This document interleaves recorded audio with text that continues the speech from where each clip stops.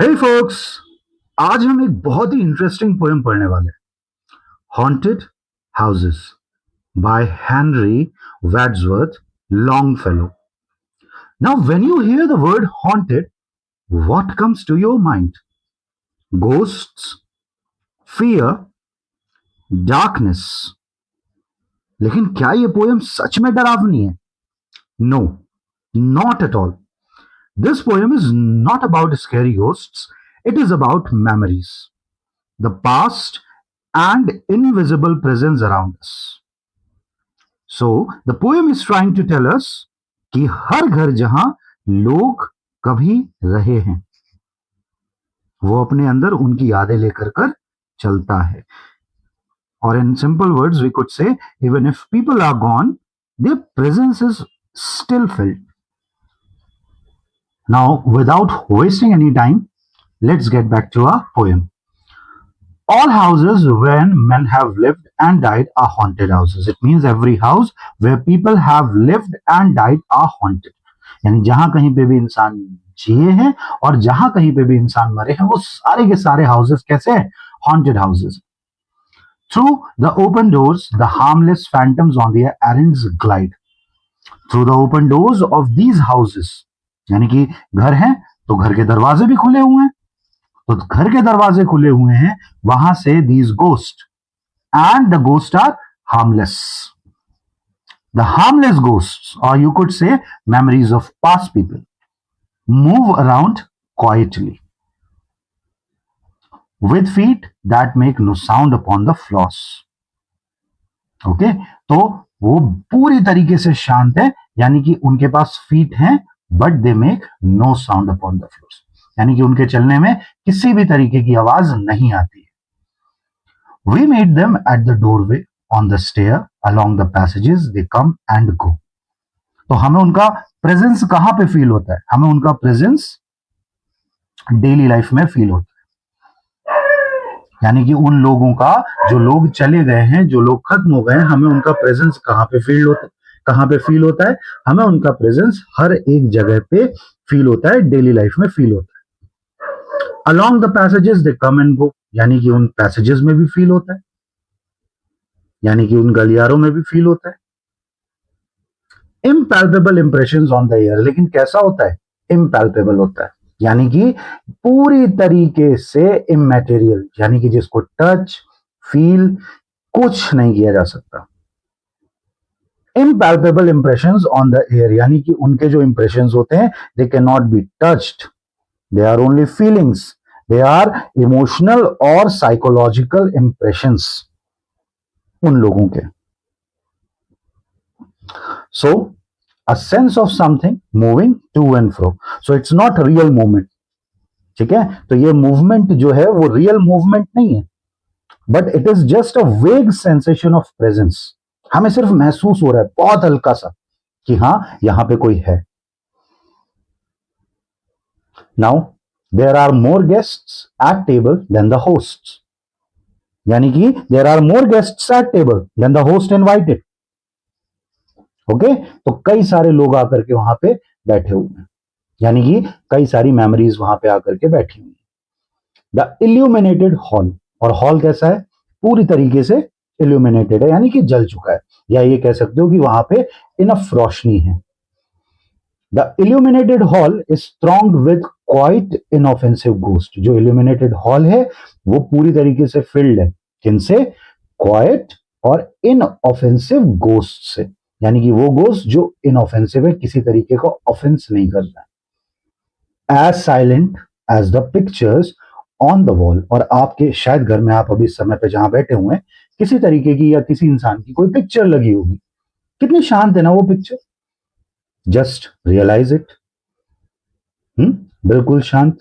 क्या कुछ कर रही है? क्या उसने कोई मूवमेंट करी? शायद नहीं. और अगर वो मूवमेंट कर रही है तो मुझे लगता है कि आपके घर में भी घोस्ट है. Now the stranger at my fireside can not see. Now who is the stranger? Let's say a being, a living being. The stranger at my fireside can not see the forms I see, यानी कि जो चीजें मैं सीख कर सकता हूं, जो चीजें मैं परसीव कर सकता हूं, वो चीजें कोई और भी परसीव या कोई और परसीव नहीं कर सकता, या मैंने जिसको बुलाया है वो तो बिल्कुल परसीव नहीं कर सकता है, क्योंकि वो राइटर है, सिंपल सी बात है। उनके सोचने का पैटर्न वो हमारे जैसे नॉर्मल ह्यूमन की तरह तो नहीं सोच सकते। Nor hear the sounds I hear, यानी जिस तरीके की आवाजें मैं सुन रहा हूं वैसी आवाजें शायद वो नहीं सुन पा रहे हैं। ही बट परसीव्स वॉट इज। अब ये जो वॉट इज है ना, इसका मतलब है कि उस जगह पे जो भी चीजें मौजूद हैं, यानी कि मटीरियलिज्म। यानी कि हो सकता है कि उस कमरे के अंदर कोई, शायद हो सकता है सोफा पड़ा हो, उस कमरे के अंदर हो सकता है कि जलती हुई कह सकते हो कि एक फायर प्लेस हो, या हो सकता है कि कोई जैसा कि फोटो फ्रेम हो सकता है। ठीक है, तो कोई भी चीज जिसका मटेरियल है, यानी कि जो अपने फिजिकल फॉर्म में है, तो उन एक सारी चीजों को कौन परसीव कर सकता है? वो परसीव कर सकता है। और वो कौन है? वो है being. He but perceives what is, while unto me all that has been is visible and clear. लेकिन मुझे मुझे तो सब कुछ साफ समझ में आता है, या मुझे सब कुछ साफ दिखाई देता है। अब वो कौन सी चीजों को साफ दिखाई देता है वो कह रहे हैं, तो वो गोस्ट जो इनऑफेंसिव है, जो बैठे हुए हैं। कहां पे बैठे हुए हैं? उस टेबल पे बैठे हुए हैं। किसके साथ बैठे हुए हैं? उस स्ट्रेंजर के साथ बैठे हुए हैं। और साथ में कौन है? नरेटर है। लेकिन उन बीइंग को या उन स्ट्रेंजर को वो चीज नहीं दिखाई दे रही है, जो चीजें राइटर को दिखाई दे रही है। Next, so next lines, we have no title deeds to house or lands. It means that we do not truly own our houses or lands. Owners and occupants of earlier dates. जबकि उन जो भी, जिस भी मकान में, जिस भी घर पे आप रह रहे हैं, उनके असली मालिक कौन है? राइटर क्या बोल रहा है? जो लोग वो वहां पे पास्ट में रह चुके हैं, यानी कि वो मेमोरीज जो पास्ट में रह चुकी है, वो वहां की ओरिजिनल ओनर है, वो वहां की ओरिजिनल ऑक्यूपेंट है। From graves forgotten stretch their dusty hand.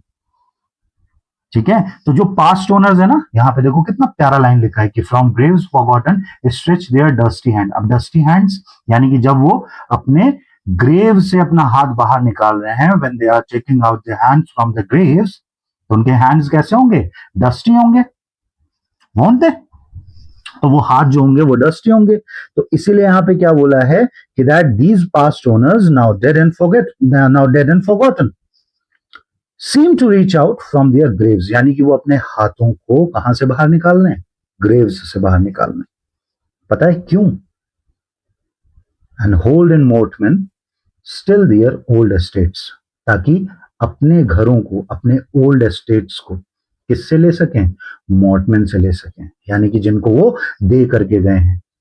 यहां लिखा हुआ है it is continuous holding of land by a corporation. ठीक है, यानी कि मॉर्टमैन एक तरीके से आप ये कह सकते हो कि that it could be something which is, you might say कि आपने कोई एंटिटी बना दी है और उसको अपना सब चीज दे करके गए हैं, और बाद में जाकर के आप उनसे वो चीजें ले लेंगे। ठीक है, नाउ अब यहां से थोड़ा सा पोएम मेटाफिजिकल सेंस में चली जाती है, तो बात करते हैं। अच्छा, H.W. लॉन्गफेलो इन्हीं सब चीजों के लिए जाने भी जाते हैं। थोड़ा सा वो मिस्टिसिज्म, मेटाफिजिकल, ये सारी चीजों के लिए वो बहुत बहुत प्यारा लिखते थे। तो अब क्या लिखा है? The spirit world around this world of sense. अब सेंस, अब ये सेंस क्या है? यानी कि the spiritual world exists around our physical world, यानी कि सेंस वो चीजें जो हम सेंस कर सकते हैं, जो हम देख सकते हैं, जो हमारे सामने है। कौन कौन सी चीजें हमारे सामने? हमारे सामने अर्थ है, हमारे सामने अर्थ के अंदर ट्रीज हैं, हमारे सामने अर्थ के अंदर बर्ड्स हैं, हमारे सामने अर्थ के अंदर हमारे मदर हैं, फादर हैं, हमारे टीचर्स हैं। हर एक इंसान जिसको हम छू सकते हैं, परसीव कर सकते हैं, वो हर एक चीज क्या है? वो हर एक चीज सेंस है। तो हम केवल और केवल किनको देख सकते हैं? उन्हीं चीजों को देख सकते हैं। क्यों? क्योंकि वो फिजिकल वर्ल्ड में रहते हैं।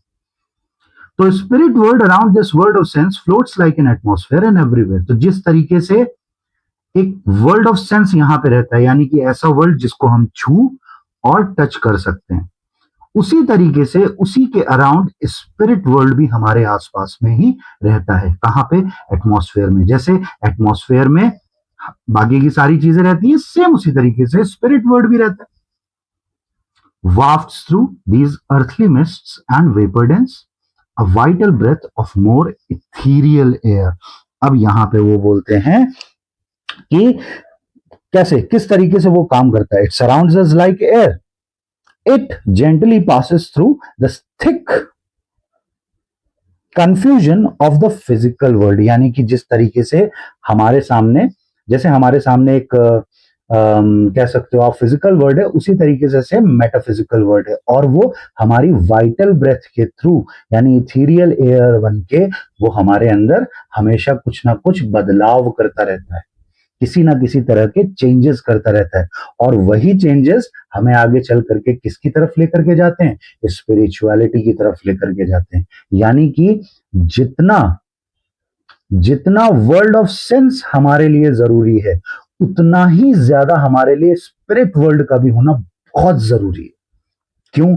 क्योंकि जब आप बहुत ज्यादा, ठीक है, जब आप बहुत ज्यादा मटेरियलिज्म की तरफ बढ़ते हैं तो आपको स्पिरिचुअलिटी चाहिए होती है। You need spirituality. ठीक है।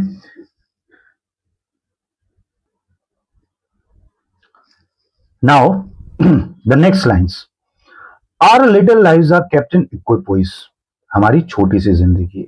सही बात है। अर्थ कितनी पुरानी है, यहां कितने सारे लोग आकर के रह चुके हैं, कितने लोग और आकर के रहेंगे, तो हमारी लाइफ तो कितनी ही ज्यादा छोटी है। नहीं, चलो हार्डली मान के चलो, मैक्सिमम मैं सबके लिए प्रे करूंगा कि सब लोग 100 ईयर्स जिए, लेकिन फिर भी क्या 100 साल काफी हैं? अगर आप अर्थ के बनने की एज देखोगे तो इट्स 4.3 बिलियन ईयर्स।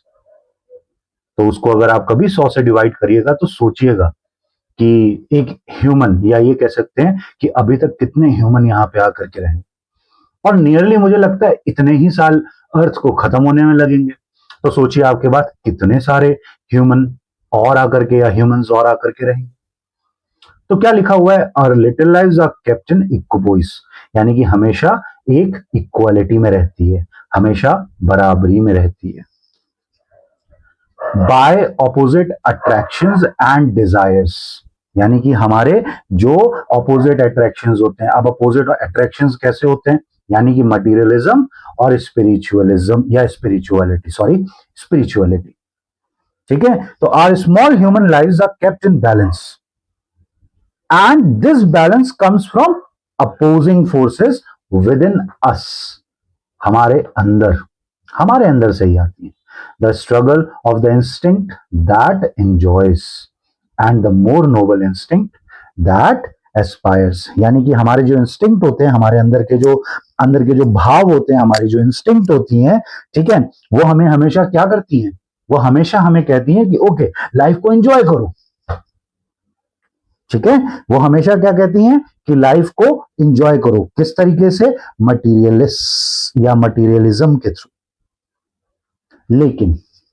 लेकिन हमारे अंदर के जो नोबल इंस्टिंक्ट होते हैं ना, अच्छे बनने के, अच्छी तरफ बढ़ने के, वो हमेशा हमें स्पिरिचुअलिटी के लिए एस्पायर करते हैं, वो हमेशा हमें स्पिरिचुअलिटी की तरफ बढ़ाते हैं। तो इसी चीज को आगे बढ़ा करके उन्होंने कहा है कि ऐसा क्यों होता है। तो these perturbations, this perpetual jar, यानी कि ये डिस्टर्बेंसेस हमेशा नेवर एंडिंग डिजायर्स है। कैसी डिजायर्स हैं? They are never ending desires. These perturbations, this perpetual jar of earthly wants and aspirations high, यानी कि हर एक टाइम पे हमें कैसा होना है? किसी टाइम पे हमें स्पिरिचुअल होना है, और किसी टाइम पे हमें मटेरियलिस्टिक होना है, या हमें मटेरियल की तरफ बढ़ना है। ठीक है। और ये हमेशा हमारे अंदर एक क्लैश करता है कि मटेरियलिज्म की तरफ जाएं या स्पिरिचुअलिटी की तरफ जाएं, क्या बेटर है? What is better? कभी कभी ऐसा होता है ना, यार अब मन नहीं कर रहा है, अब बस हो गया यार, अब नहीं पढ़ाई करता हूं, बस खत्म। लेकिन ये सारी चीजें कहां से आ रही हैं? Come from the influence of an unseen star. तो पढ़ना तो बहुत जरूरी है बेटा। तो come from the influence of an unseen star, किसी एक अनसीन स्टार से आ रही है। An undiscovered planet in our sky, यानी कि वो जो अनसीन स्टार है वो अभी तक कैसा है, अनडिस्कवर्ड है, हम उस चीज को डिस्कवर नहीं कर पाए हैं। स्पिरिचुअलिटी को केवल और केवल आप महसूस कर सकते हैं, आपके अलावा दूसरा कोई भी इंसान उस चीज को महसूस नहीं कर सकता है। जो भी चीजें आपके अंदर आपके भीतर हो रही हैं, इवन मैं ये कह रहा हूं कि आपकी जो मेमोरीज हैं उनको कौन देख सकता है, सिर्फ आप, आपके अलावा और कोई उन मेमोरीज को नहीं देख सकता है, unless you have decided to disclose it with others। अब ये कैसा होता है, how does it, बिल्कुल वैसा ही होता है। and as the moon from some dark gate of cloud throws over the sea a floating bridge of light। अब हम मटेरियलिज्म से स्पिरिचुअलिटी की तरफ कैसे पहुंचते हैं, जिस तरीके से हमारी इमेजिनेशन जो होती है, बहुत अच्छे से समझना, जो हमारी इमेजिनेशन होती है ना, वो हम लोगों को किस तरफ लेकर के जाती है, मिस्ट्री की तरफ लेकर के जाती है कि यार ऐसा होता, समुद्र के नीचे बहुत खजाना पड़ा हुआ है, कहां पड़ा हुआ है ये हमें जानना है। तो हम जब इमेजिन करते हैं ना, हमने इमेजिन क्या किया, वी हैव इमेजिन समुद्र के नीचे बहुत खजाना है, पर किस जगह पे है, कहां पे है, वहां से हम लोगों के अंदर मिस्ट्री जन्म लेती है। तो इसीलिए यहां पे क्या बोला गया है कि throws over the sea a floating bridge of light, यानी कि मान लो ये मून है, दिस इज क्लाउड, इस क्लाउड से छनते हुए एक रोशनी आ रही है और ये है वो समुद्र, और यहां पे एक ब्रिज टाइप का बना हुआ है, ठीक है।